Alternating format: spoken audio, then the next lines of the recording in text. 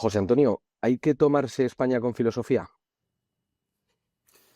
Mm, Bueno, en el sentido amplio de filosofía, que es de una manera reflexiva y tranquila, sí, es racionalizar de alguna manera España, utilizando aquella que decía Voltaire, la razón es aquello que los hombres utilizan cuando están tranquilos. Bueno, pues en ese sentido yo creo que sí, vamos a tomarnos España con filosofía. Javi, ¿cómo de español te sientes hoy? Como Bernardo de Galvez, completamente irracional en mi propósito conquistador.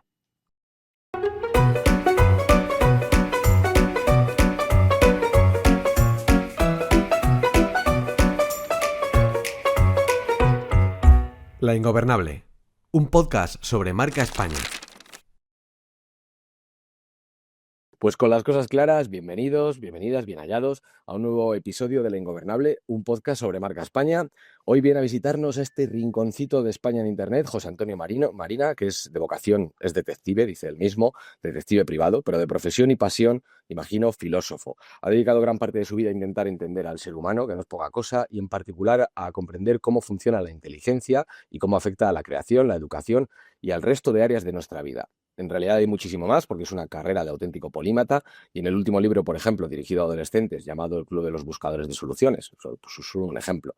Y desde ahí aborda todo tipo de temas, se habla al gran público sobre los problemas prácticos de la vida, que suelen ser los más complejos y que hasta cierto punto son también los que nos gusta tratar en este podcast, como por ejemplo su escuela de gobernantes y gobernados, de la que hablaremos luego. Entonces, vamos a ir ya directos al lío.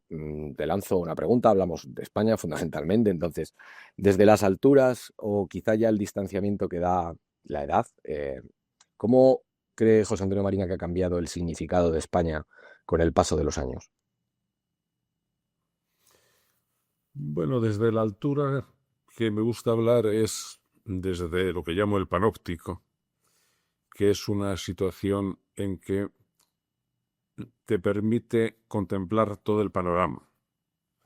Todo el panorama, por una parte, es el panorama sincrónico, es decir, lo que está pasando ahora.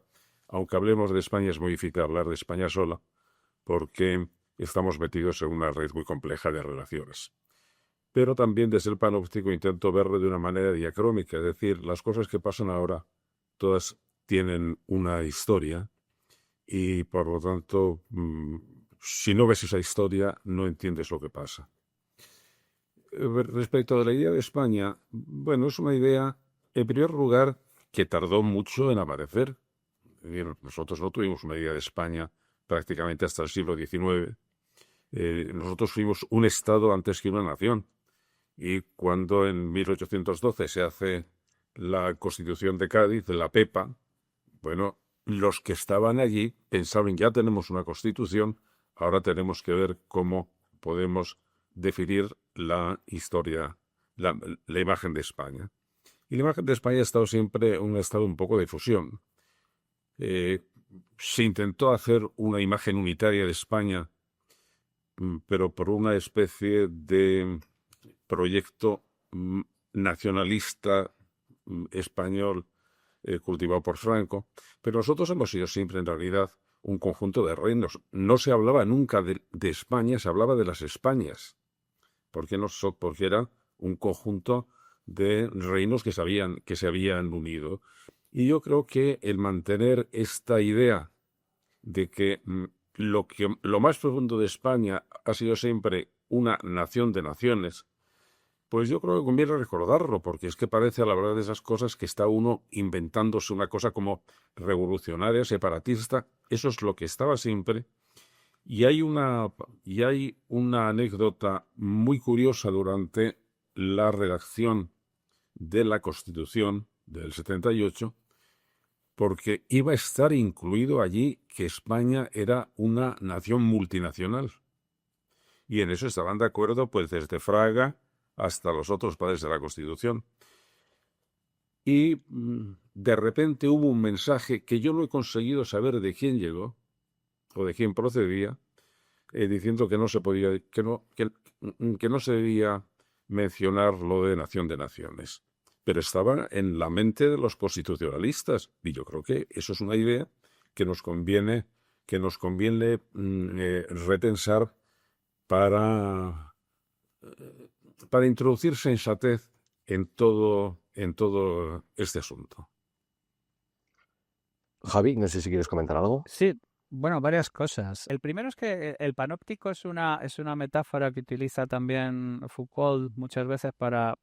Él está obsesionado con el tema del control de la figura del control y la figura de las instituciones de control y todo este tipo de cosas. Y a mí me gustaría saber un poco, con respecto a esta anécdota que nos has contado, que me parece muy interesante. En el fondo, todos los pensadores terminan llegando a una especie de reflexión como que España, sea lo que sea, no tiene remedio, una cosa un poco orteguiana, ¿no? De que esto no hay manera de abordarla.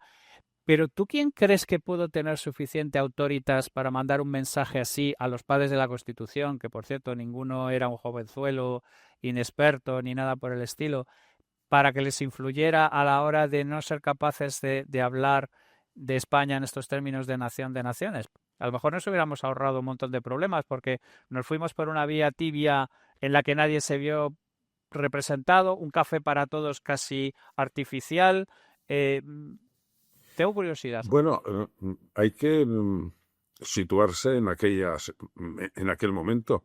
El momento en que se estaba haciendo la Constitución era un momento de enorme precariedad en que las influencias eran numerosas y además en muchos sentidos, es decir, porque era un mundo muy fluido en que se estaba intentando hacer un experimento que a mí sí me parece importante ese momento de la historia española, que era el momento de vamos a ver si resolvemos un problema.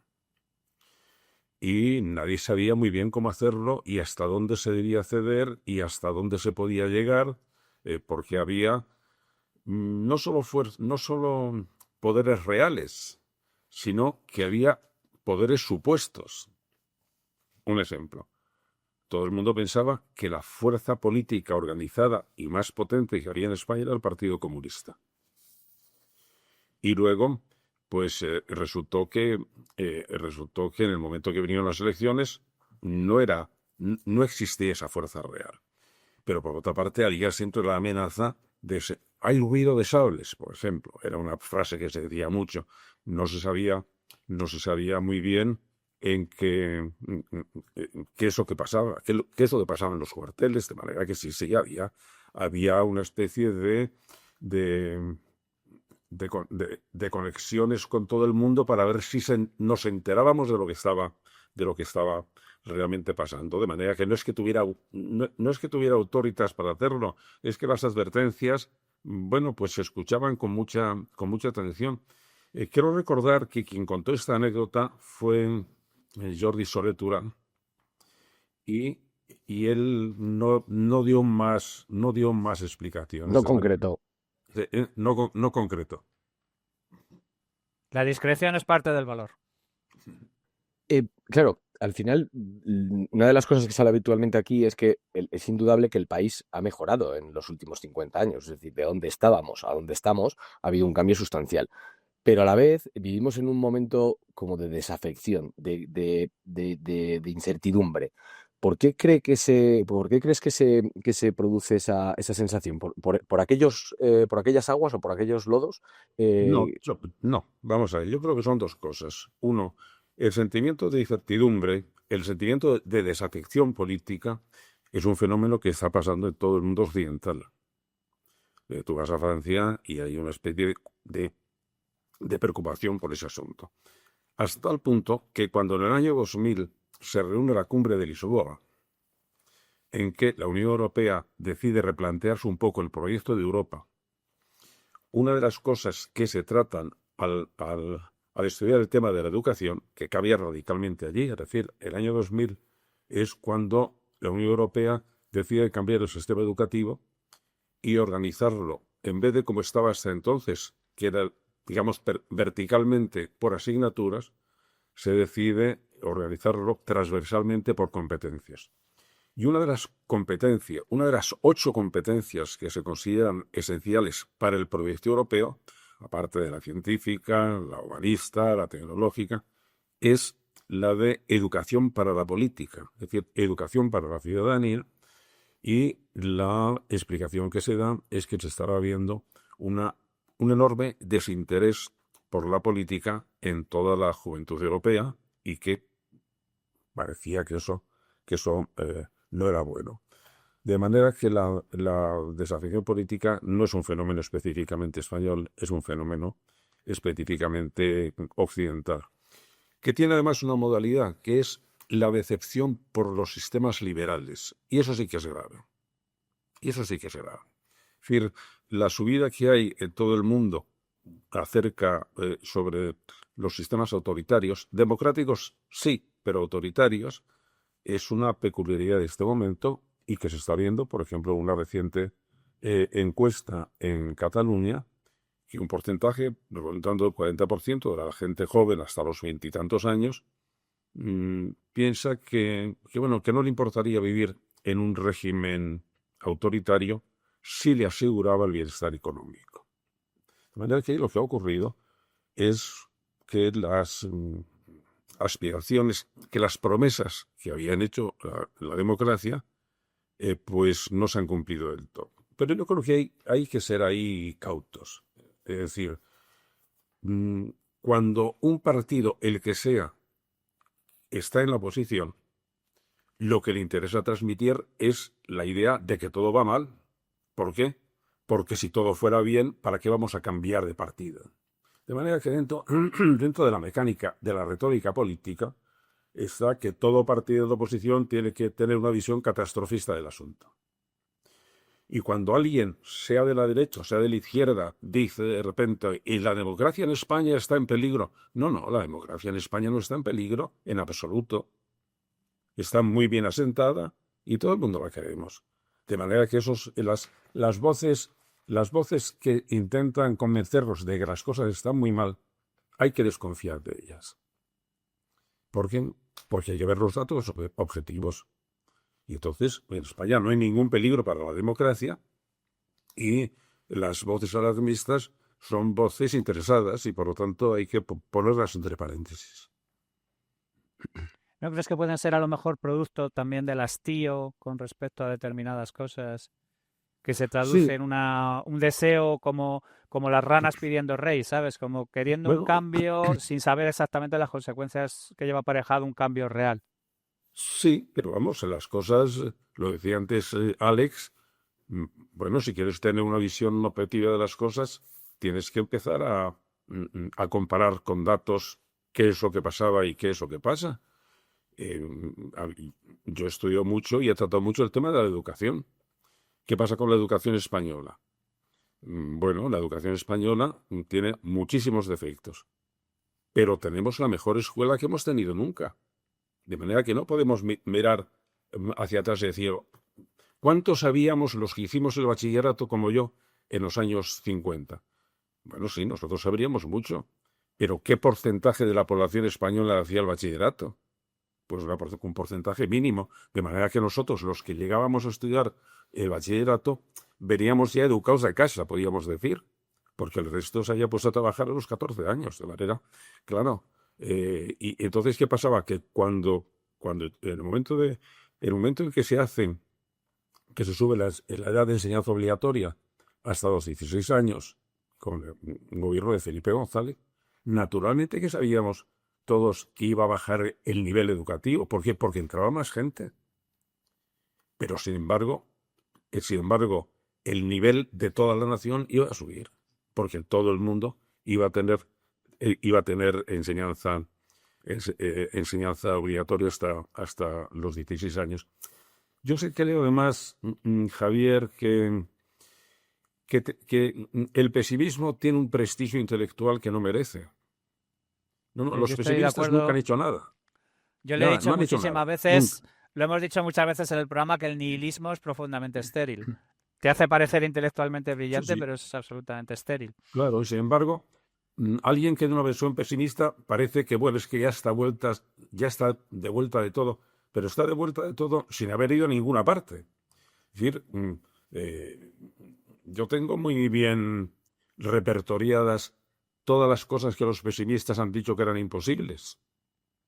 No te digo, por ejemplo, las vacaciones pagadas, que es una cosa del año 30, casi reciente. Pero ¿cómo vamos a pagar por no trabajar? Pues mira, tener seguridad, tener asistencia médica para todos, ¿eso es imposible? Pues mira, pues es posible. De manera que hay que andarse con cuidado con los pesimistas, porque parece que son muy lúcidos y la verdad es que son muy cenizos, eso es lo que son. Y además, Y hay que recordar un graffiti antiguo, pero que sigue muy vigente. Hay que dejar el pesimismo para tiempos mejores. Tuché. En los... Perdón, José Antonio. No. No. Bueno, estamos en tiempos difíciles, pues entonces lo que necesitamos son optimistas.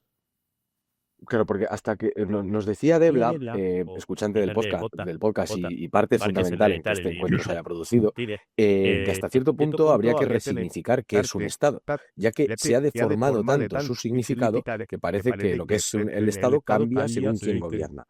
Y esto me lo traigo un poco por lo que has comentado hace un momento, pero puede Vamos ser a que ver, esos... Yo dentro de la escuela de gobernantes, gobernados, tenemos una de las cosas que me interesa es que tenemos que volver a redefinir muchas palabras, porque la mayor parte de palabras que utilizamos en el lenguaje político son palabras confusas.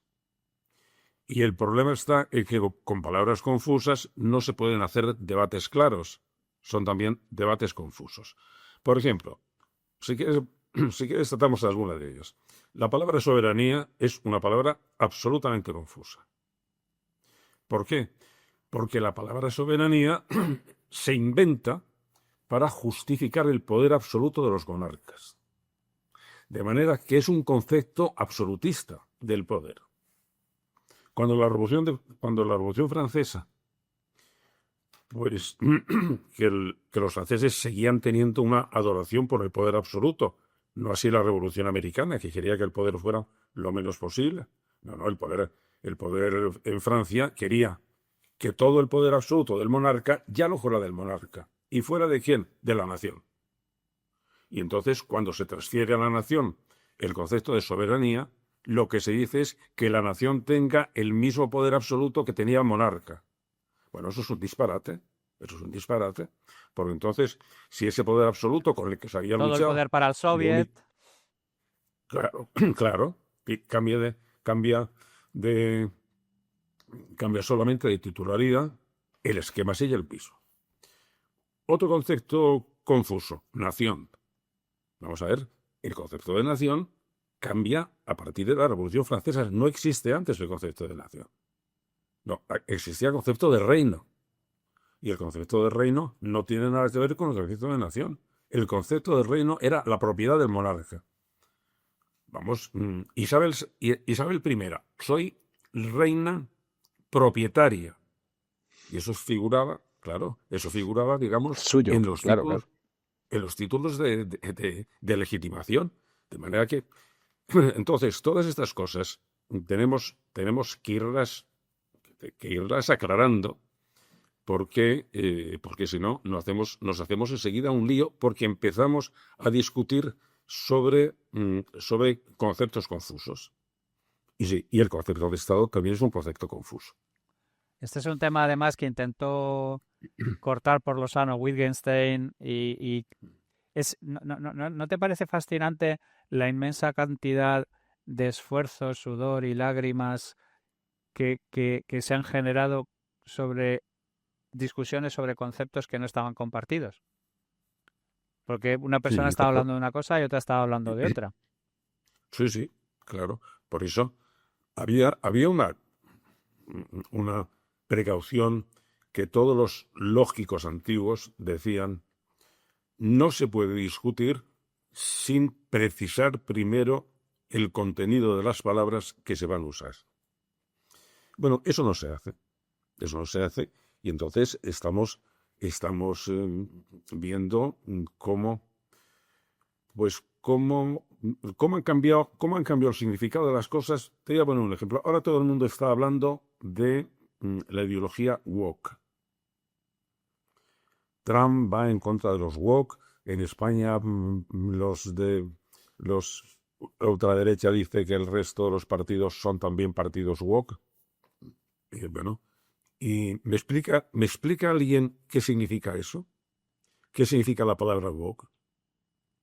Hombre, yo me tomé el trabajo de hacer un diccionario woke. Está publicado en mi página web. A ver qué pasa. ¿Qué es lo que significa? ¿Por qué han cambiado las palabras? El centro de la palabra, el centro de todo el diccionario woke es la idea de justicia social crítica. O el tema de racialización. Y eso acaba significando cosas diferentes a lo largo de todo el proceso woke. Oye, si no aclaramos eso, nos metemos en un lío inmediatamente. Ideología de género. Todo el mundo habla de ideología de género. Bueno, ¿me quieres explicar qué significa?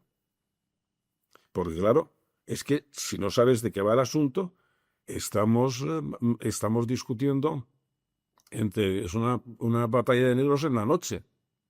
Al final, o estamos como criticaban los filósofos ingleses al pensamiento europeo, decía, bueno, es que le gusta moverse en la ebriedad de las grandes profundidades. Bueno, pues estamos en la ebriedad de las grandes profundidades, donde, ahora cito a otro personaje, a Hegel, todos los gatos son pardos. En la noche del absoluto, todos los gatos son pardos. No, vamos a precisar, vamos a tomarnos la discusión política en serio. Porque si no el debate político es de una vulgaridad, de una confusión y de una inutilidad absoluta. Claro, pero estando completamente de acuerdo contigo, esta es una tarea titánica que se lleva por delante a gente como Bertrand Russell, que dice, mira, yo soy incapaz de hacer este diccionario lógico que tenía, he echado 10 años de mi vida aquí no hay manera de hacerla. Y sin embargo, percibimos que constantemente todos los mensajes que nos envían por parte de los políticos son de una ramplonería y de una simplificación absolutamente trivial, porque de alguna manera o bien los gabinetes están convencidos de que la gente es imbécil, o bien los gabinetes están convencidos de que manteniendo el diálogo en el lado pueril e infantil, no están sometidos a escrutinio, porque la gente ya entiende que esto es politiqués y no procede que tener una discusión seria y de adultos sobre términos perfectamente definidos. Claro, pero yo creo que ahí, Javier, cada palo que aguante su vela. No podemos echar... Y cada buey haga lo mismo con su apéndice. No podemos echar a los políticos la culpa que a lo mejor no tienen los políticos. Mira, entre las cosas peculiares que tiene la inteligencia humana es que puede tener verdadero deseo de ser engañada. Sí, estoy completamente de acuerdo. Bueno, claro. Y además, mira, dentro de un par de meses sale un libro en que por fin publico la vacuna contra la insensatez. Bueno, la vacuna contra la insensatez me lo he tomado muy en serio. Es decir, ¿qué mecanismos hay en la inteligencia humana que le hacen tener errores previsibles siempre? Entonces lo que tenemos que ver es, ¿y por qué esos errores previsibles? Es decir, ¿por qué, por ejemplo, en el momento que una persona se sitúa en el pensamiento tribal, se equivoca? Porque entonces empieza a tener como punto de referencia lo que piensa la tribu y no si aquello que está pensando es verdad o no es verdad. La absoluta crisis en que está el pensamiento crítico en todo el mundo, incluidas las universidades de élite americanas. Menciono esas universidades porque nos están contagiando Europa. Bueno, es de llamar la atención. Es decir, el que todo el pensamiento posmoderno que queríamos tenía origen francés, pero pensábamos que había desaparecido. Creíamos que lo habíamos enterrado con Lyotard. No, claro. Pues no, resulta que ha renacido y se ha puesto que en este momento el filósofo más citado en el mundo sea Foucault. A mí me llama muchísimo la atención. Porque porque Foucault es a la filosofía lo que la mixomatosis al conejo, es que no deja una. Pero vamos, pero por Por no una mencionar razón. la vida colorista y, No, es que y en el todo lo momento que que lleva un filo- aparejado. en el momento que un filósofo, en el momento que un filósofo dice que no podemos conseguir la verdad, porque la verdad es una función del poder, está queriendo ser muy revolucionario. ¿Y sabes a quién está justificando en este momento Foucault? A Trump. Que Trump le ha cogido la palabra y ha dicho, no porque sepa quién es Foucault, sino porque capta muy bien lo que está en el ambiente. Y dice, claro, tenía razón Foucault. No lo dice. Bueno, pero No digo, esto, no sé. Sería, esto de, sería esto viral, del sería inte- viral. Lo no, digo no, yo. a ver, No, pero dice una cosa de Foucault. esto del Lo que intelectual dice, lo que de... dice de Foucault es, yo tengo el poder y yo decido lo que es verdad. Sí, Eso es Foucault. sí, sí. Pa- Pero, pu- pero la lleva- historia de los lle- intelectuales usados como excusa para justificar tendencias es tan viejo como la historia también. O sea, Hitler y el partido nazi cogió a Nietzsche y no entendieron ni de qué estaba hablando y lo utilizaron. O sea, ese es otro Bueno, clásico. bueno, claro. Sí, bueno, pero, pero el asunto está, eh, mira, volviendo a Voltaire. Voltaire decía, la historia no se repite nunca, Pero rima. los seres humanos se repiten siempre. Mm. Bueno, y entonces vemos que los patrones siguen funcionando. Es decir, los patrones de adoctrinamiento, los trucos de adoctrinamiento, los trucos de manipulación política son elementalísimos y los conocemos todos, pero siguen siendo eficaces. Por ejemplo, si tú repites si tú repites una cosa el suficiente número de veces y si consigues hacerlo por más de un canal, eso la gente lo toma como verdad. Punto. Pero bueno, pero si se sabe que es mentira, da igual. Da igual. ¿Por qué los fact-checking no tienen absolutamente ninguna influencia en el cambio de votos? Bueno, pues porque a la gente le da lo mismo. Porque la gente está absolutamente encerrada en su burbuja y eso hace que solamente atienda o solamente reciba aquellas informaciones que confirman su punto de vista. La gente que lee los periódicos quiere informarse, lo dudo. La gente quiere leer aquellas cosas que corroboran su modo de pensar y por eso elige el periódico que va a corroborar su modo de pensar. Y claro, todo esto es un marco de insensatez que es lo que a mí me ha interesado estudiar en este libro. ¿Cómo funcionan los marcos de insensatez? Pues haciéndolos a todos insensatos. Y en medio montas esta escuela de gobernantes, este concepto de la escuela de gobernantes, que me parece súper interesante y que aplica perfectamente a todo esto que estamos hablando aquí. Pero ¿se puede educar a los gobernantes y sobre todo se puede luchar contra eso que mencionas también de la ubris del poder, que es un concepto que me interesa bastante? Sí, vamos a ver.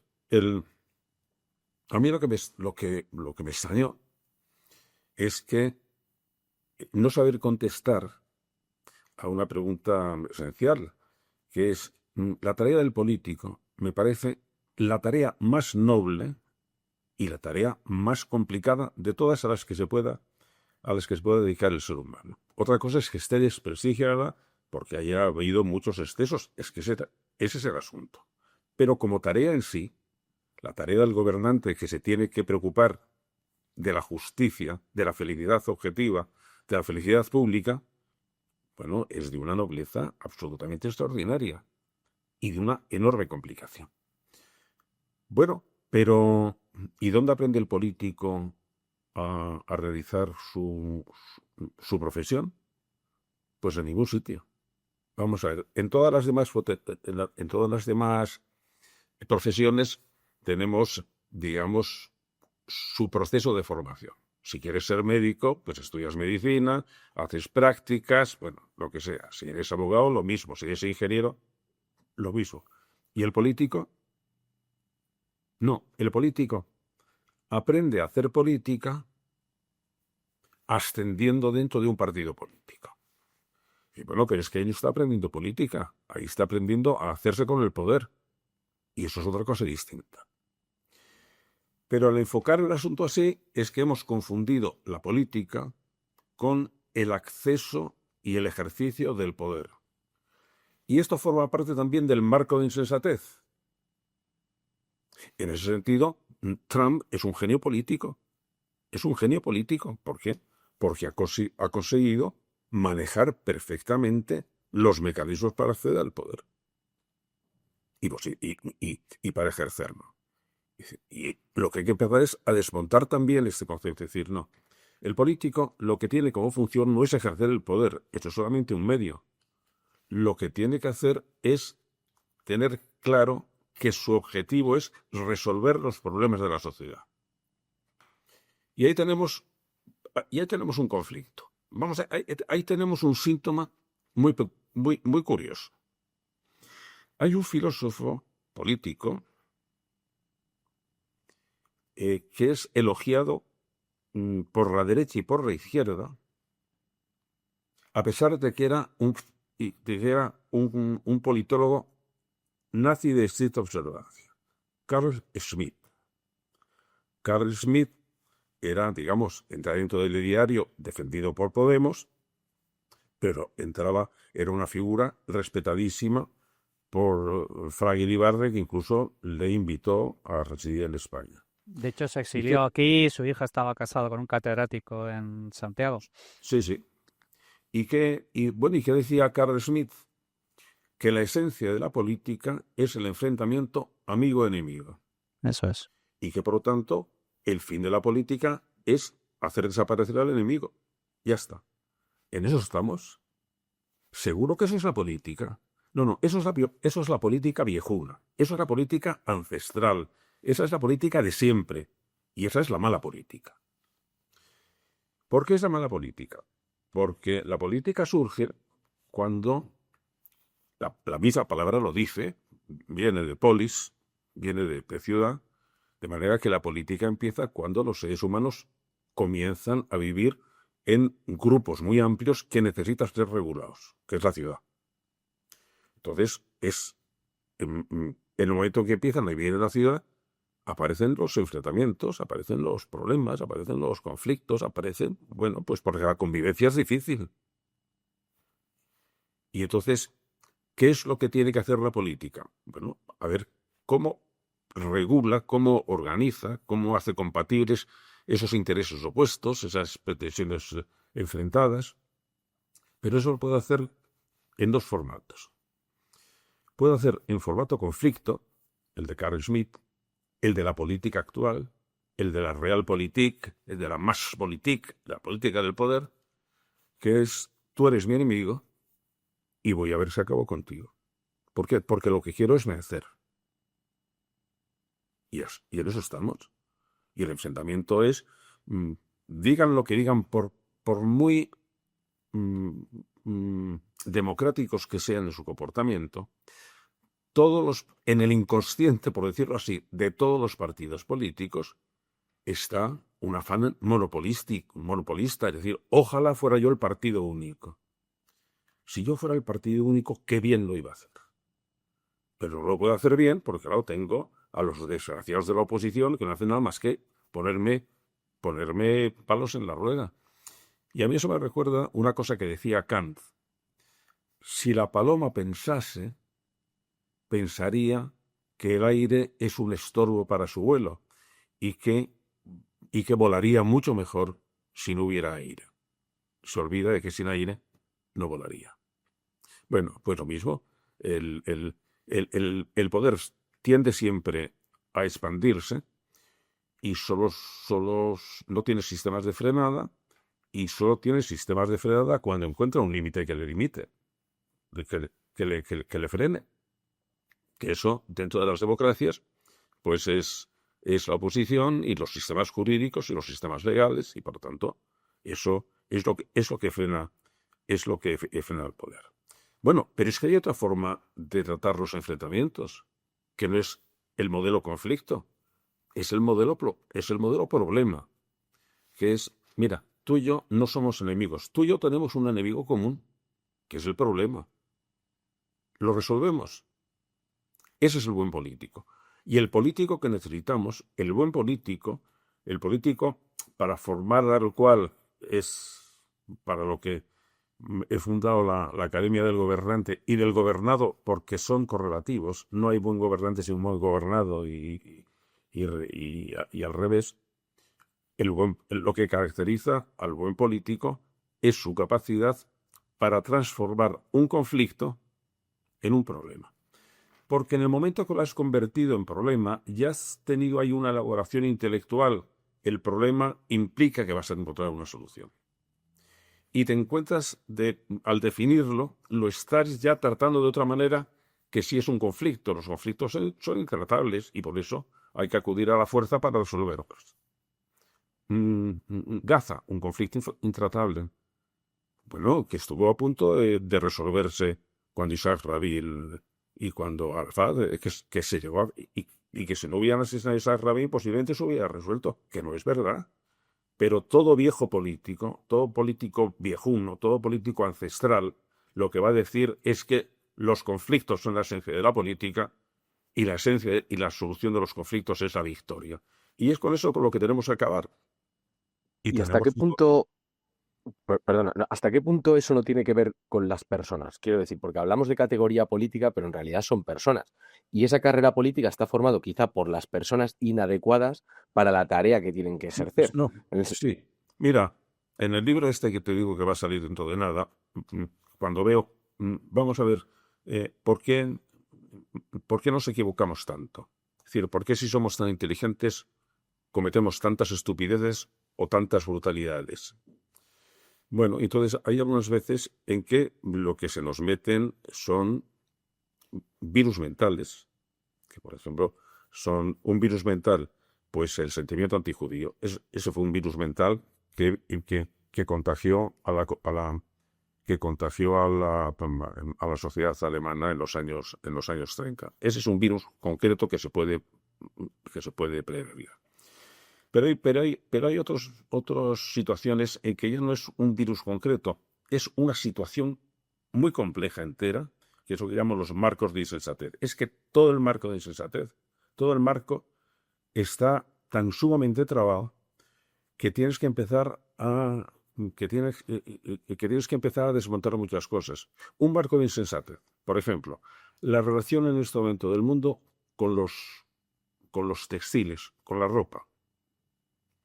Todos los años se destruyen, en este momento no tengo los datos, pero algo así como 4 o 5 millones de toneladas de ropa. Y vamos a ver, esto es un disparate y esto es una estupidez. ¿Por qué? Porque esa producción de ropa es una sobrecarga de energía tremenda. Y entonces, ¿qué hago? No, pues entonces vamos a consumir menos ropa. Bueno, pero para consumir menos ropa resulta que la industria textil da trabajo a cientos de millones de personas. Si quito la industria textil, ¿qué hago con esos cientos de millones de personas? ¿En qué las empleo? Pues entonces te das cuenta que el tema de la superproducción absolutamente insensata de ropa, que va creada pues también por la fashion mode y por la moda rápida, por cambiarse, no es tan fácil de quitar, porque es todo un sistema productivo que está sobre eso. ¿Y por dónde empiezo? Productivo y nuestro propio, que nos gusta tener cosas nuevas constantemente. Claro. Es que es como un ratón en la... Claro. Entonces, cuando se dan esas situaciones tan sumamente complejas, ya no se trata de personas, se trata de que hemos hecho entre todos un sistema de creencias, de preferencias, de instituciones, de estructuras económicas, de estructuras mentales, que han hecho una urdimbre tan sumamente compleja que puede producir un sentimiento de impotencia, decir, esto no hay que ver. No, entonces ahí es donde empieza la inteligencia heurística, la inteligencia de resolución de problemas. Es decir, vamos a ver por dónde empezamos. Vamos a ver, no todo el tiempo. Vamos a priorizar los problemas, vamos a ver que tenemos que ir proporcionando soluciones para problemas parciales, y entonces ahí aparece el gran talento político, que es el talento de resolución de problemas. Entonces, en la escuela de gobernantes, lo que hay que desarrollar es el talento heurístico del político. No, vamos a ver. Tú tienes que tener una metodología para resolver los problemas políticos. Y entonces tienes que saber detectar el problema, detectar que es un problema real, ver si es un problema que se puede simplificar, ver si se puede fragmentar, ver... Bueno, eso es la tecnología política.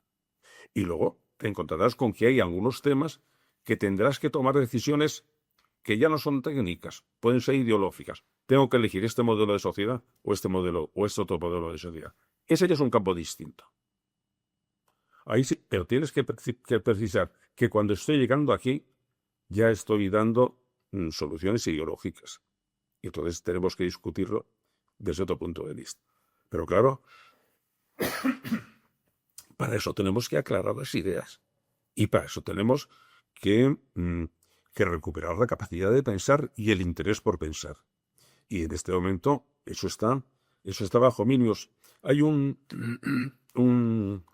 chiste, me parece que es del New Yorker, que yo creo que en una viñeta resume muy bien la situación. Es una sala de un jurado y el juez, desde lo alto de su estrado, está diciendo a los abogados: miren ustedes, para acelerar el procedimiento vamos a prescindir de las pruebas y pasar directamente a la sentencia. Bueno, pues eso es lo que estamos haciendo, ¿eh? Nadie da argumentos. Todo el mundo suelta su opinión como si fuera un dogma que le ha revelado no sé quién, y no se preocupa de dar argumentos. ¿Y entonces qué pasa? Pues que eso entra dentro también de un barco de insensatez, que los argumentos son lentos y exigen mucho espacio, y eso no cabe en las nuevas tecnologías. De manera que dicen, pero las nuevas tecnologías están yendo en contra del pensamiento crítico. Los que vimos al aparecer de las nuevas tecnologías creíamos que no. Cuando aparece Internet aparece como una especie de gran utopía. Por fin vamos a poner toda la información al servicio de todo el mundo. Por fin todo el mundo va a poder desarrollar sus ideas. Que no ha funcionado así. Ha sido una decepción para todos. Todo siempre parece una gran utopía hasta que de repente resulta que no lo es. Claro. Pero ¿qué ocurrió? Que entonces, si lo que prima son mensajes muy cortos, los mensajes muy cortos están hechos para consignas, para spots publicitarios, para insultos, para memes chistosos, pero no para argumentos. Y entonces, si yo fuera un manipulador político poderosísimo, ¿qué me interesaría? Pues me interesaría que mis súbditos no entendieran una frase subordinada, no entendieran una frase de más de 14, de más de 20 palabras. ¿Por qué? Porque entonces me los iba a llevar de calle, entonces los iba a manejar absolutamente de una manera total, es decir, totalitaria. Bueno, pues lo estamos viendo y no acabamos de creernos, ¿no? Y no.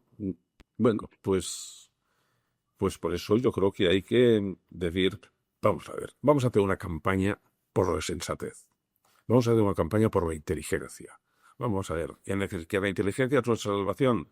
Y la inteligencia se caracteriza porque tiene que recuperar, porque tiene que reconocer cuando la están manipulando.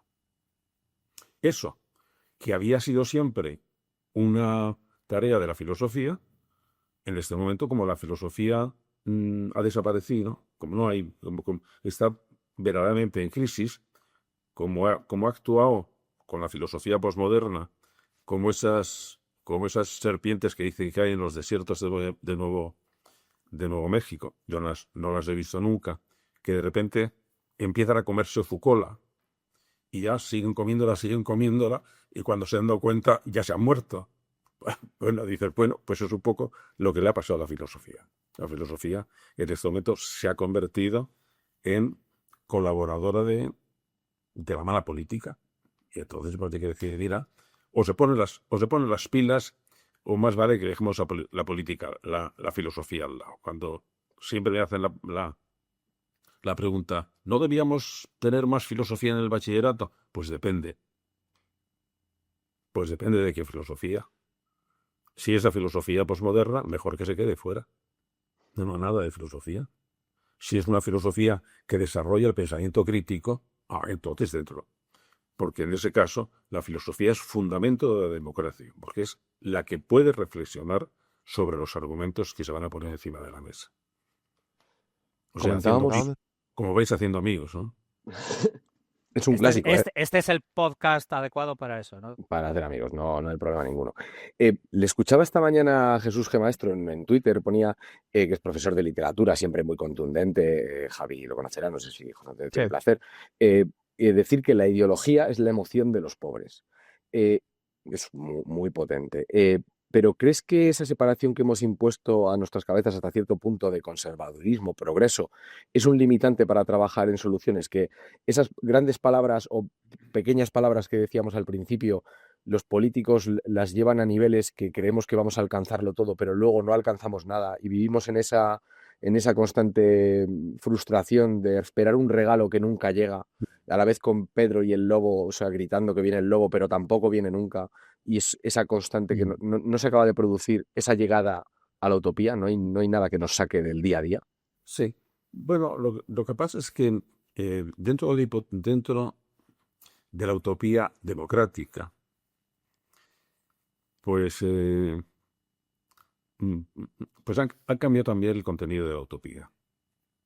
Ahora, en uno de sus últimos libros, Harari decía, sí, ahora la utopía democrática consiste en una felicidad blanda que no me exija mucho, es decir, que me la den. Y dice, bueno, y esa es un poco la promesa de la tecnología, que me dice, todo lo puede usted resolver poniendo una aplicación en su móvil, y además me lo creo.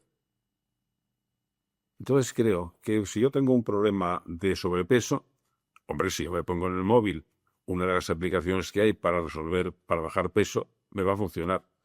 Eso es exactamente como yo, que creo que si me apunto a un gimnasio, con pagar la cuota del gimnasio ya voy a estar en plena forma. Hombre, tendré que ir al gimnasio, ¿no? Con pagar el gimnasio o con bajarme la aplicación, eso no tiene recursos, no tiene efectos maravillosos. Y ahí pasa una cosa, Alex. El tema de la ideología es otro tema confuso. Vamos a ver exactamente, cuando estamos hablando de ideología, qué es lo que estamos diciendo.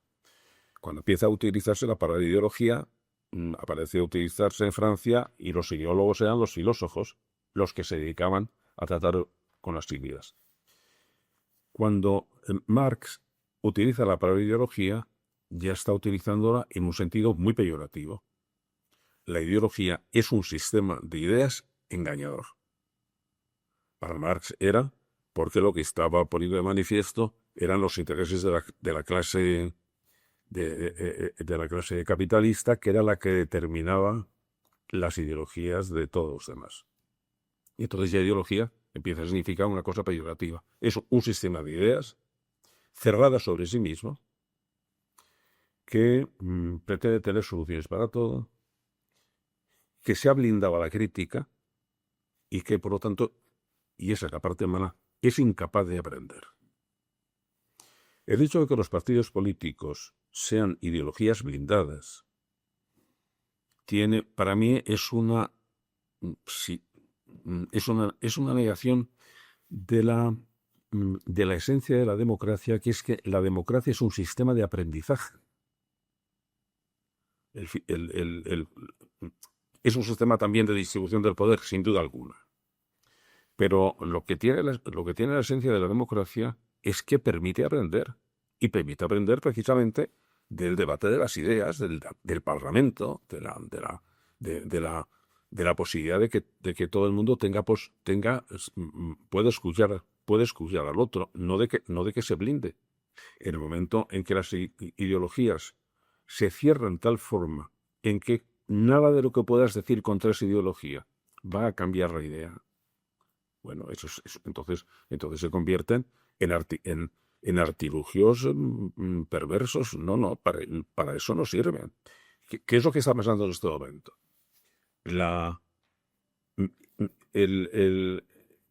Los partidos de izquierdas en este momento se han encontrado con que no sabían qué hacer con la ideología, han intentado cambiar su ideología y lo han hecho mal, porque han pasado de tener una ideología en que el centro de sus preocupaciones era la injusticia y la desigualdad, y lo han cambiado y han pasado a tener como objetivo la defensa de identidades minoritarias. Y entonces eso es otra cosa distinta. Eso es otra cosa distinta. Y no han acabado de tener un sistema de ideas suficientemente estructurado. Por otra parte, los partidos conservadores están absolutamente enclaustrados en el mismo sistema, digamos, anti-ilustrado que estaban desde Burke y compañía y de Mestre y todos estos, que están, puedes ver que sus esquemas de valores de defender un sistema autoritario, de pensar que el orden es lo más importante, de querer que los valores tradicionales son los buenos, pues ahí están encastillados. Bueno, con estas dos ideologías están siendo muy disfuncionales. Se han instalado además en el formato conflicto. Lo que quieren es terminar una con otra. Y entonces el ciudadano está desde abajo diciendo, ¿y qué están haciendo estos? Pues ¿Y cómo se interviene desde ahí? Es decir, porque de ahí, digamos, dos bloques, una oligarquía o dos oligarquías, ¿cómo lo rompes? ¿Cómo la sociedad civil puede...? Porque eso es algo que también tratamos mucho aquí. Pues mira, yo pensé que en un momento pensé, por ejemplo, que Podemos podía ser una solución. Yo también. Bueno, ¿por qué? Yo, como sabía que era fan de Carl Smith, Pablo Iglesias, sabía que no íbamos a llegar a ninguna parte. Claro. No, pero es que el asunto era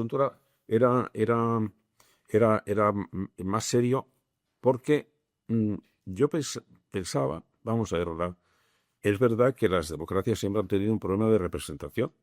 Es decir, uno de los problemas que las democracias no saben cómo resolver es, de acuerdo, se tiene que regir por la ley de las mayorías, pero entonces, ¿qué se hace con las minorías?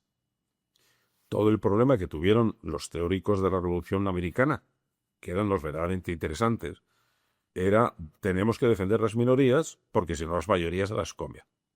Y entonces se les ocurrió hacerlo pues con el check and balances, es decir, bueno, que nadie tenga demasiado poder para que pueda haber una especie de encaje y por eso eran dos cámaras, y además de dos cámaras, los estados tenían sus dos cámaras, y además después el poder del presidente vaya por otro lado, en elecciones, y toda su obsesión era, vamos a defender también a las minorías.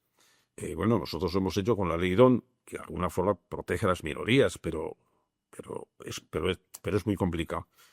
Entonces lo que estaba diciendo Podemos al principio es, aprovechando las posibilidades que nos dan las tecnologías, podíamos ir a un tipo de democracia más directa.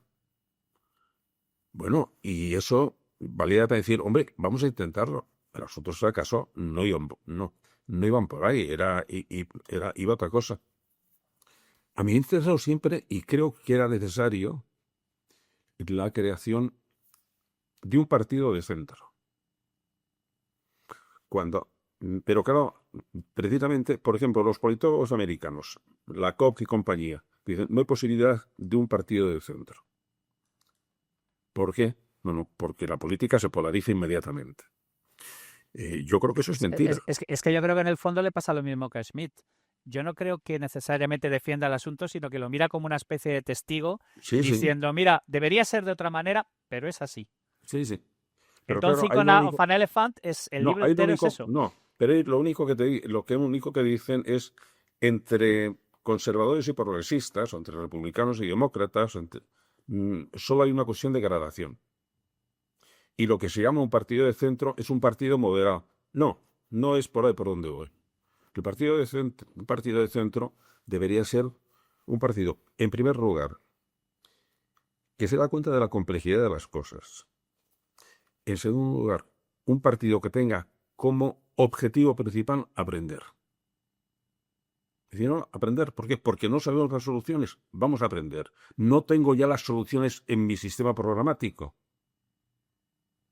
No, tengo que estar continuamente intentando ver dónde están las mejores soluciones, cómo se plantean mejor los problemas, y entonces eso significa estar muy activo. Segundo, tengo que tener una idea del Estado, que tú lo decías antes, ¿sabes?, completamente distinta. ¿Cuáles son las posturas respecto del Estado, digamos, de los dos bloques? Bueno, mientras que los partidos de izquierda creen que es necesario un Estado muy fuerte. ¿Por qué? Porque es el único que puede garantizar la igualdad social, los servicios sociales. Los partidos conservadores piensan que el Estado debe ser mínimo, porque si no el Estado interfiere en las competencias de los individuos. Entonces, pues ahí son dos posturas absolutamente irreconciliables. ¿Qué pasa? No, es que hay otra posibilidad del Estado. Es lo que, en esta especie, yo he sido mucho sobre un partido de centro necesario e imposible, de manera que no me hago ninguna ilusión, pero sin embargo, creo que tendría, aparte de ser un partido decidido a aprender, es un partido con una teoría del Estado distinta. Yo le llamo el Estado promotor, que es, claro que el Estado tiene que ser capaz de garantizar y tener todos aquellos poderes que necesita para resolver los problemas de la sociedad. Pero eso no significa que él tenga que hacerlos directamente. Él puede promover que la iniciativa privada haga ¿el qué? Lo que el Estado cree que es necesario que haga. Con todos sus sistemas de regulación, con todos sus sistemas de ayuda. Pero no, que el Estado no sea totalitario y tampoco que sea inexistente. Que sea un Estado que incentive, que dé los previos necesarios cuando se están haciendo. Que es curiosamente lo que hay en el fondo de la ideología china en este momento. La ideología china en este momento hay que observarla con mucha atención, porque sus propuestas son muy atractivas en un formato totalitario, de manera que pero sus propuestas, es decir, si aquí de lo que se trata es de que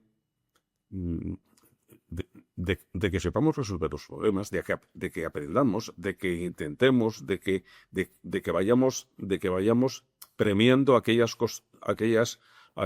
conductas que nos parece que son buenas para la sociedad. Bueno, pues mientras que el sistema liberal lo que dice es no puedo decir nada acerca de cuál es el modo ideal de vivir, porque entonces me estoy metiendo en tu terreno, ¿no? Como que no voy a poder decir cuál es el modo ideal de vivir. Porque pasamos a lo siguiente. El Estado promotor. Tercero, el concepto de libertad. El concepto de libertad, defendido por los liberales, es una libertad negativa. No te metas en mis asuntos. Eso es la libertad. Los partidos de izquierdas es, al contrario, yo tengo que ampliar tu capacidad real de actuar, aunque sea limitando la libertad, pero para ampliar a los terrenos. Bueno, esa especie de partido de centro ideal sería, vamos a ver, claro que tiene que haber una libertad negativa, no te metas donde no te llama, pero tiene que haber una libertad positiva. Voy a ampliar tu posibilidad de ser libre, de ser autónomo, de tomar iniciativas. Y eso forma parte de la educación para la libertad. Es decir, la libertad para un partido conservador, pues no tiene que haber enseñanza obligatoria. Yo tuve una discusión en el Confidencial con José Ramón Rayo precisamente sobre este tema. No tiene que haber obligación obligatoria. Quien quiera educarse que se eduque. Y entonces hay que decir, vamos a ver, es que ¿es bueno que la gente esté educada? Sí. ¿Hay que darle posibilidades que se eduque? Sí. ¿Quién tiene que dar esas posibilidades que se eduque? El Estado. Pues no es tan complicado el asunto, ¿no? Pero entonces tienes que tomarte... lo que es un poco desesperante, Alex, y ahí sí que voy a hablar, voy a abrir mi corazoncito, es la paciencia que hay que tener te lo voy a volver a repetir otra vez. Y si no has entendido, te lo explico de otra manera. Y si no, Javi al eso sabe. final, ¿eh? ¿Qué te hace pensar eso?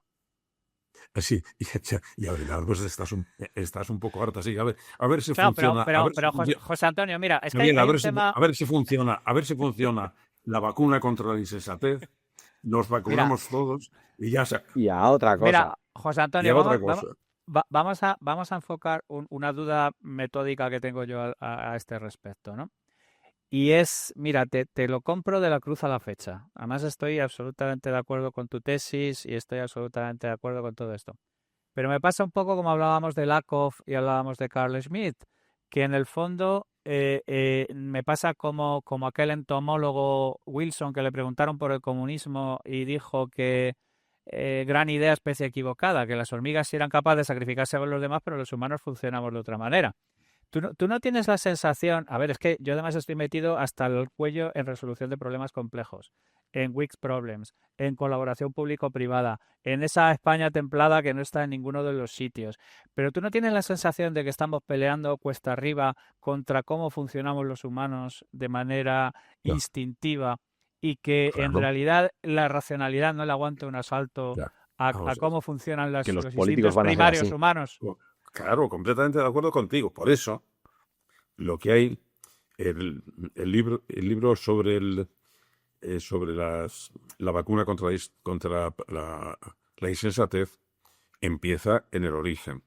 Nosotros tenemos una inteligencia con muchos fallos de diseño. Es decir, la inteligencia humana, el cerebro humano, no ha sido diseñado de una vez como lo diseñaría ahora un ingeniero en que no dejaría cabo suelto. Es decir, una memoria de un ordenador es una memoria fantástica. Una memoria humana no es una memoria perfecta.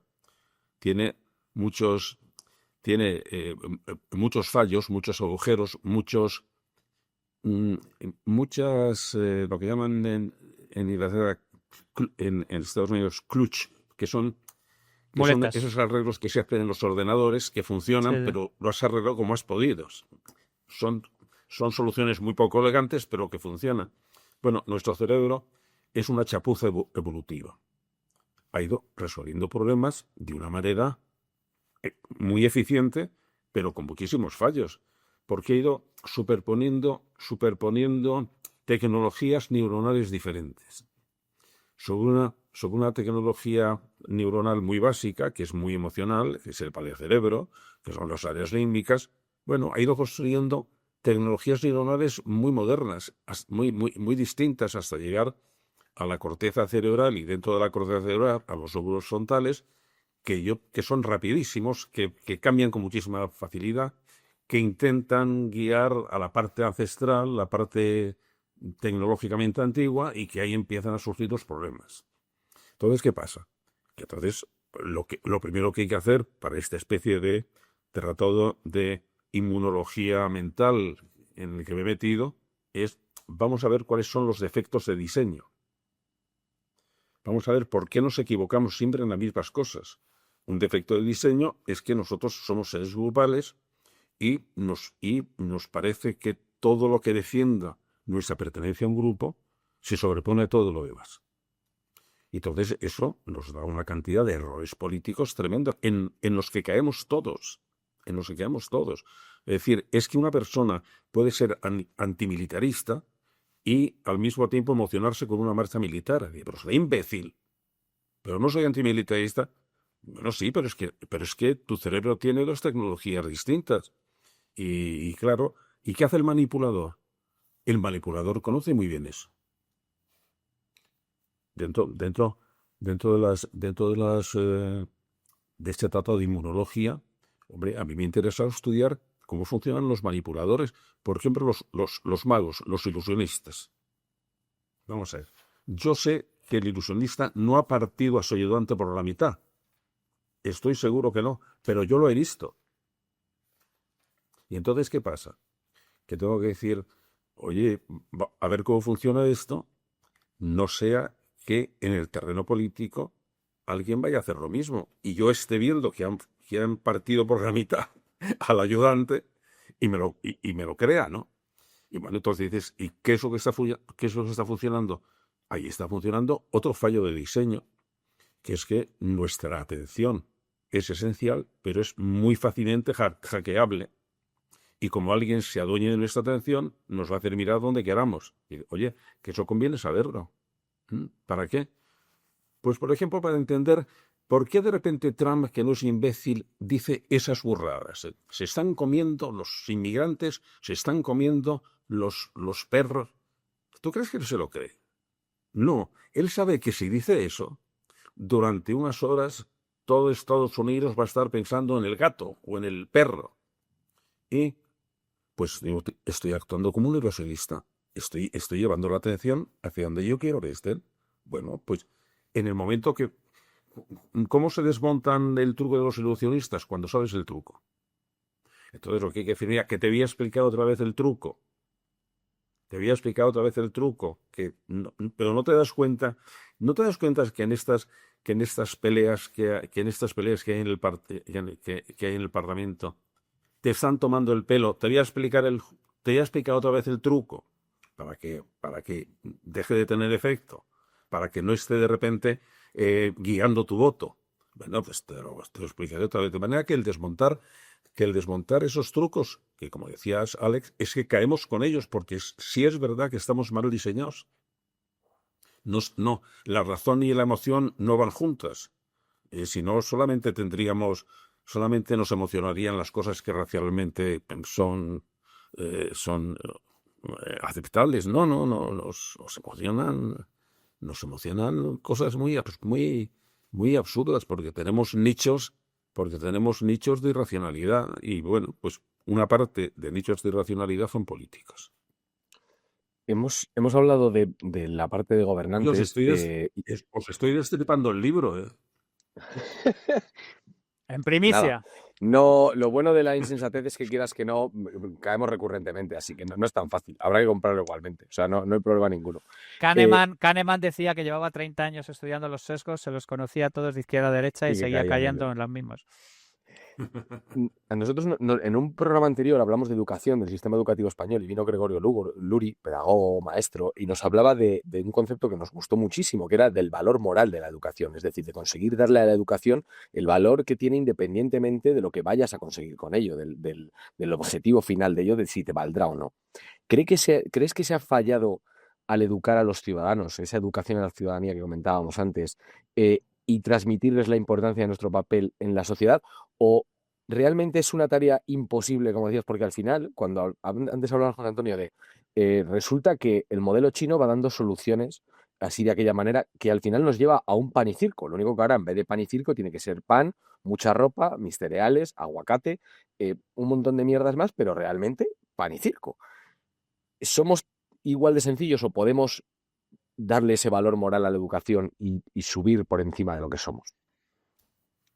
Pues vamos a ver, pues ahí todavía soy mucho más radical que Luri.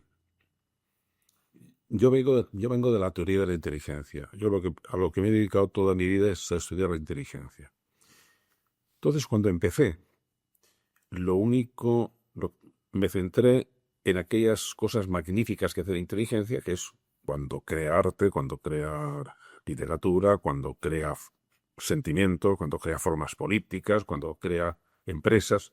Y por eso escribí la teoría de la inteligencia creadora diciendo, esto es lo bueno. A mí en aquel momento no se me ocurrió tratar dentro de las grandes funciones creadoras de la inteligencia humana la moral. ¿Por qué? Porque la idea que yo había recibido de la moral era justo todo lo contrario de la creatividad. Eran normas tradicionales, normas que se repetían, normas que se aceptaban, digamos, por una respeto a la autoridad o por la credibilidad, y no se me ocurrió. Y fue después cuando dije, bueno, aquí hay algo que no funciona bien. ¿Por qué he llegado? ¿Por qué engaño generalizado he llegado yo a la idea de que la moral es esto? Si la moral en realidad ha sido el esfuerzo de la inteligencia humana para algo extraordinariamente creativo, que era resolver los problemas que surgen de la convivencia en orden a la felicidad. Bueno, ¿y esto?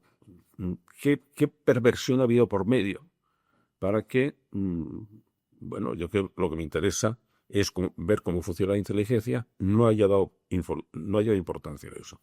Entonces, el segundo libro que escribí después, pues era Ética para náufragos, de manera que era como si me hubiera caído del caballo, decir, pues resulta que lo de la ética es interesante. Lo de la ética es interesante. Y al final, todo lo que he dedicado estos 30 años es hacer una teoría de la inteligencia que empieza en la biología, de ahí mi interés por la neurología, y termina ¿dónde? En la ética. Y lo que hay en este último libro es, a sabiendas de que mis colegas psicólogos expertos o lógicos expertos en el estudio de la inteligencia se van a poner como focas, lo voy a exponer de una manera lo más contundente posible. Hacia donde va la evolución de la inteligencia es a convertir la inteligencia de ser primero un concepto biológico y después un concepto psicológico a ser un concepto ético. Y la conclusión es que la mayor demostración de inteligencia no es la capacidad de razonar, no es la capacidad de crear arte, no es la capacidad. La mayor demostración de la inteligencia es la bondad. Y ya sé que entonces mis colegas van a decir, este está tonto, porque ya se sabe que precisamente lo más parecido a un buen hombre es un débil mental. No, mira, vamos a tratar las cosas con seriedad. ¿Quieres que te explique por qué la mayor demostración de inteligencia es la bondad? Sí, pero primero tienes que quitarte un sesgo cognitivo, que es el sesgo hombre de paja, que es cuando yo quiero criticar algo, primero hago una imagen falsa, y una vez que he hecho una imagen falsa, la destruyo con toda facilidad, que es lo que hace, por ejemplo, un partido político con otro. Ese es uno de los sesgos cognitivos absolutamente del ABC del adoctrinamiento. No, yo primero ridiculizo falseo la imagen del opositor y luego le deshago con toda facilidad. Lo decía un refrán castellano muy antiguo. Amor un huerto, gran lanzada. Sí, primero mato el asunto y luego, le critico. No. Primero vamos a definir vamos a entender qué es lo que entiendes por bondad. Por bondad, ¿qué es? Sensiblería, ¿qué es sumisión? ¿Qué es blandenguería? Pues claro, pues entonces fuera con la bondad. Pero si la bondad es la más inteligente resolución a los problemas de la convivencia, más la tenacidad, el talento y la valentía para ponerlas en práctica, ¿qué me dices de eso? Pues que es la gran demostración de la inteligencia. De manera que vamos a empezar a resituar las cosas, porque también si no el concepto de inteligencia se nos ha vuelto muy confuso. Entonces vamos a ver si empezamos a reorganizar las piezas. Y yo creo que las piezas pueden empezar a encajar. Me ha recordado mucho a un libro que yo lo tengo muy presente últimamente en los últimos años, que es Dignos de ser humanos, de Rutger Bregman, que precisamente hace un poco esa asimilación de que lo relevante, o una de las partes más relevantes, es la bondad, la compasión. Es algo de lo que nos hace precisamente humanos. Alex, pero es que a mí me interesa relacionarlo con la inteligencia. Es decir, no es yo soy inteligente y además yo soy bueno. Sino un poco lo que decía Unamuno. No hay tonto bueno. Bueno, vamos a verlo. Es decir, cuando ahora de repente estamos hablando de... ahora vamos a enfrentarnos con una especie de exaltación del poder. ¿Por qué? Porque hay Applebaum lo ha visto muy bien, hay una especie de confabulación de autócratas. Y todos además pertenecen a la misma, es como si estuvieran jugando en la primera división. A Trump le encanta jugar en la primera división. ¿Con quién? Con Putin y con Xi Jinping. Y los demás, es que ni los veo. No, ni los veo. Los europeos, es que ni los veo. Yo estoy en la primera división. Y ahí es donde estoy. Y ahí es donde estoy a gusto. Y entonces, bueno, pues esto es un juego de poder. Muy bien, vamos a ver. Si en vez de decir la guerra de Ucrania ha sido injusta, cruel, si decimos, mira, y sobre todo ha sido imbécil, vamos a tratarlo en términos de teoría del conocimiento. Eso es una estupidez. Eso es una estupidez. ¿Por qué?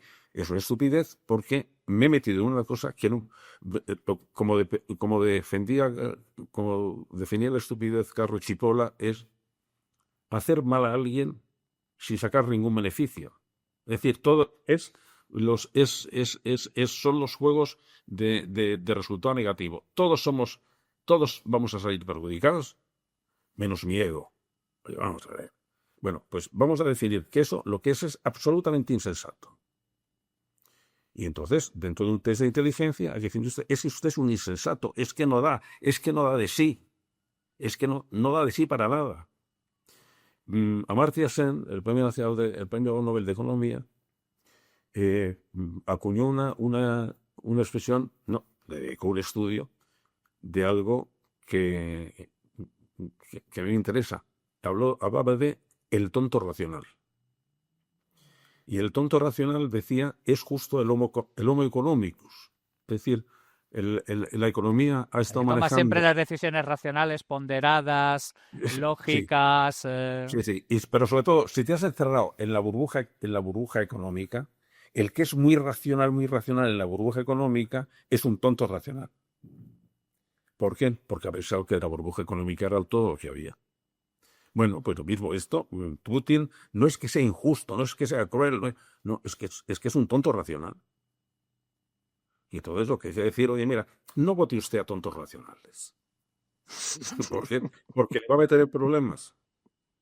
No vote imbéciles, por favor. Si fuera usted tan amable, no votar a un imbécil. Como profilaxis general. Como profilaxis general. Es el lema del partido de centro que aprendes. No votes imbéciles, por favor. Abstente en la medida de lo posible. Abstente, sí. Vamos ya enfocando toriles, vamos ya enfocando hacia el cierre y siempre, bueno, y un poco es por intentar ver también las partes buenas, pero cómo te imaginas que será la España del futuro? Y también me interesa mucho por tu visión católica, entiendo que siempre has defendido, cristiana. ¿Qué papel crees que va a tener el catolicismo, el cristianismo en esa España del futuro? Bueno, vamos a ver. La España del futuro, mira, así como yo de la matemática aprendí una cosa que parece antiintuitiva, que si hablamos del infinito, tenemos que reconocer, aceptar que hay infinitos mayores y menores. Es decir, la teoría matemática de los infinitos da eso. Hay infinitos más grandes que otros. Un ejemplo que ponía. La relación de números pares es infinita. La relación de números impares es infinita. La relación de todos los números es más infinita todavía. Bueno, de manera que respecto del futuro tenemos que ver, pero el futuro ¿a qué plazo? Mi idea es que tenemos 5 años para definir exactamente qué tipo de futuro queremos.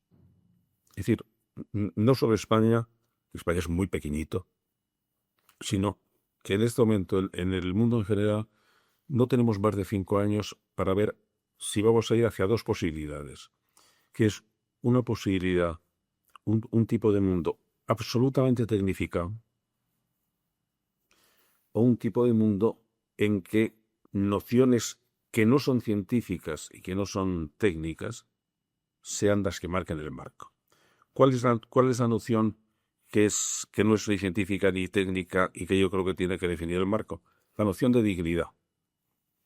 Nosotros ahora hemos montado, por ejemplo, todo nuestro sistema de derechos humanos, que es, digamos, un un intento como de ética universal, lo hemos fundado en un concepto que no es un concepto científico, es un concepto estrictamente inventado como solución, que es la idea de que todos los seres humanos, hagamos lo que hagamos, tenemos dignidad, es decir, somos valiosos intrínsecamente y debemos ser protegidos por derecho. Eso es una invención. Vamos, a un filósofo griego eso le pondría de los nervios. ¿Cómo que todo el mundo, con independencia de lo que haga, tiene dignidad? Tendrá dignidad si actúa dignamente, y si no, pues no.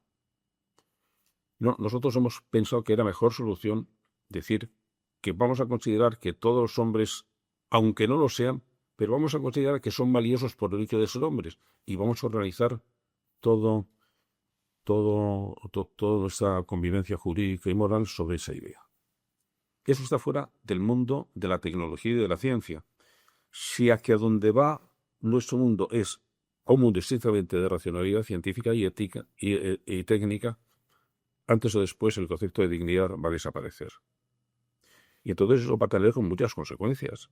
Va a tener muchas consecuencias, entre otras cosas, pues por ejemplo, no es tecnológicamente justificable, por ejemplo, el que tengamos que estar manteniendo a personas que tienen disfunciones mentales.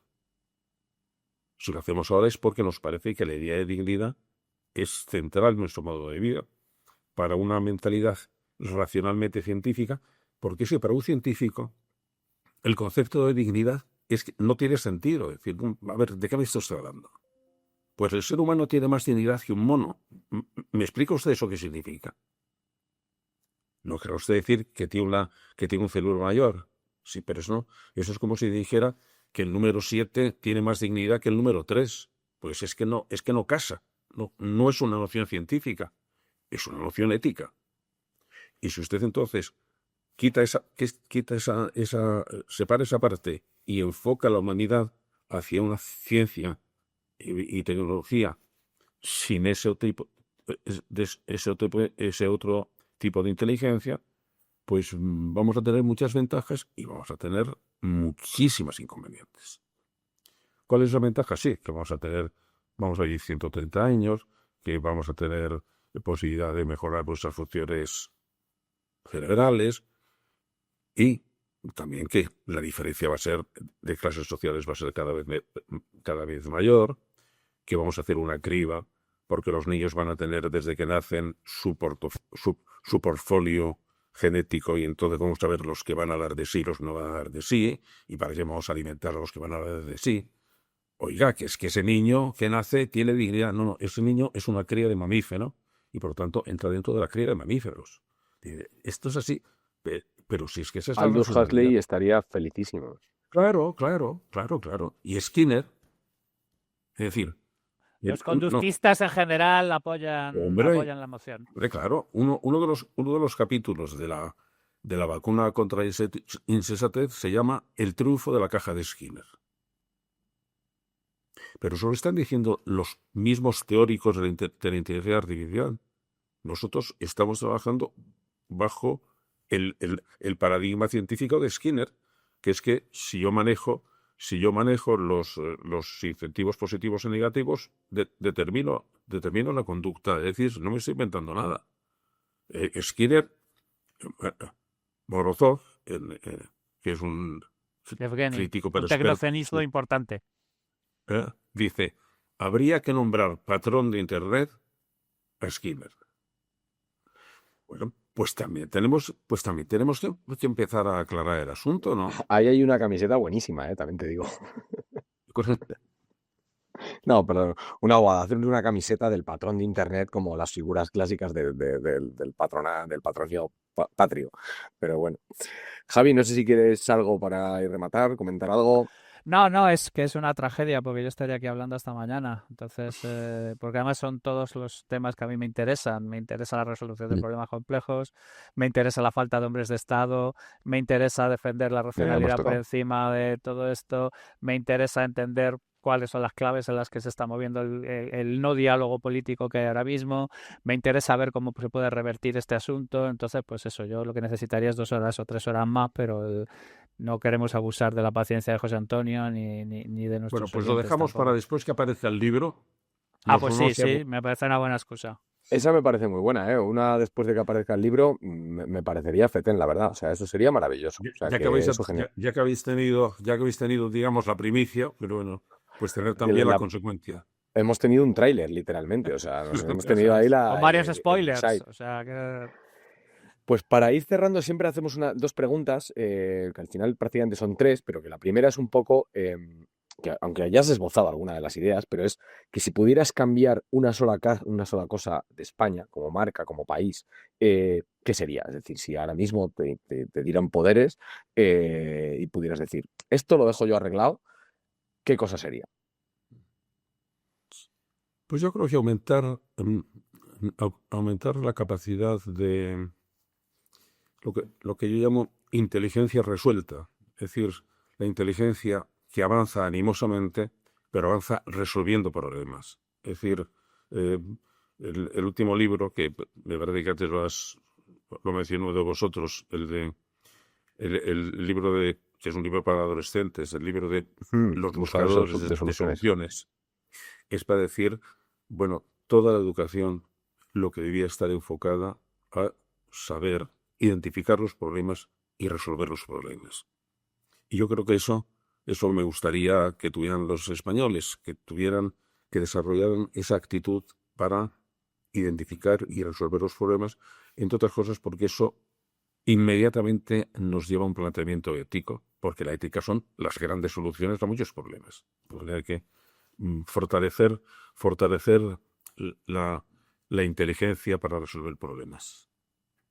Que lo hicimos teniendo una tradición, Alex, muy mala en España respecto de la resolución de problemas políticos.